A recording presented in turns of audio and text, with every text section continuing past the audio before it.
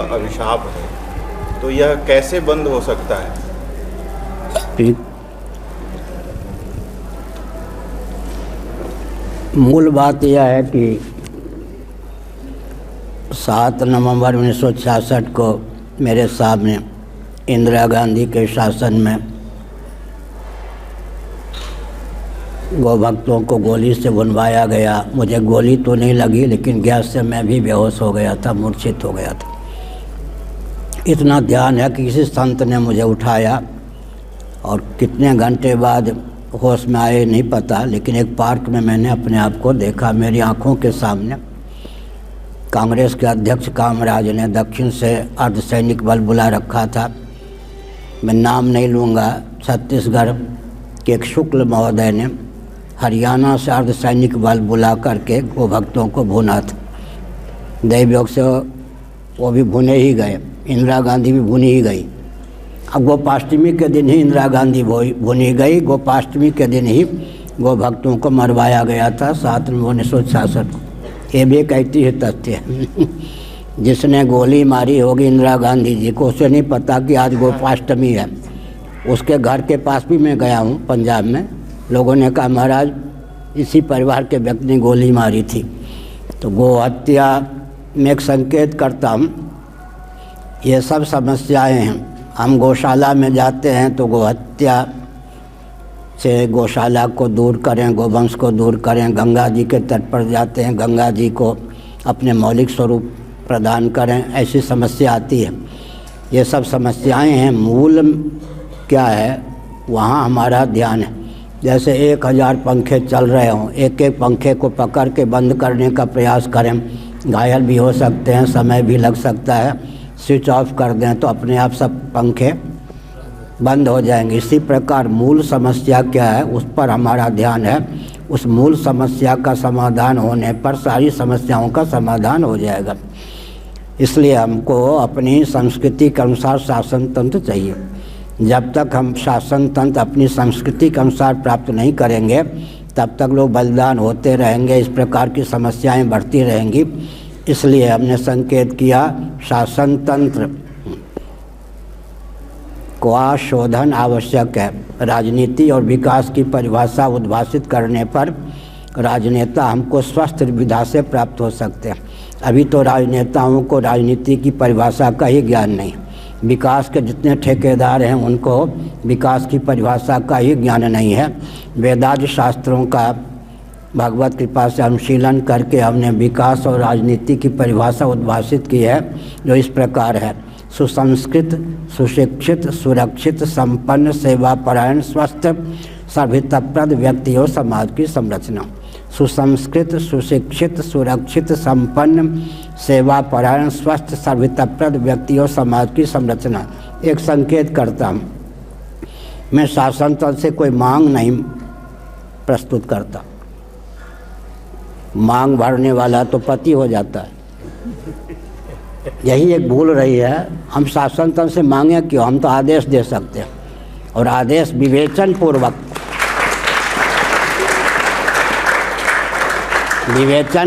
बने। जो हम कह रहे हैं उसका अनुपालन करने पर पूरे विश्व का कल्याण होगा। विश्व का हृदय जो भारत है उसका उत्कर्ष होगा। और अगर शासन तंत्र नहीं मानता है तो उसको रसातल में पहुंचाने का बल भी होना चाहिए। यह व्यासपीठ, अभी जो पिशाच वृत्ति है, केंद्रीय शासन तंत्र हो या प्रांतीय, पिशाच वृत्ति क्या है, धार्मिक आध्यात्मिक मनीषी संस्थान के पुरोधा आचार्य हम राजनेता, प्रधानमंत्री या मुख्यमंत्री के समकक्ष भी नहीं हैं।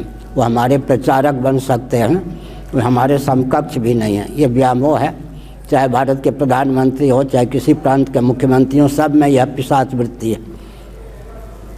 इसका अर्थ क्या हुआ, कोई भी प्रधानमंत्री नेहरू जी से लेकर अब तक, विविध प्रांत में जितने मुख्यमंत्री हुए अब तक, वो धार्मिक आध्यात्मिक मनीषी को अपने समकक्ष भी नहीं देखना चाहते। तो ऊपर कैसे देखेंगे, यह पिशाच वृत्ति है। हमने एक संकेत किया, 2 व्यक्ति, लोग कहते हैं हिंदुओं में बहुत फूट है, संप्रदाय, इस पर हमारा बिल्कुल ध्यान नहीं।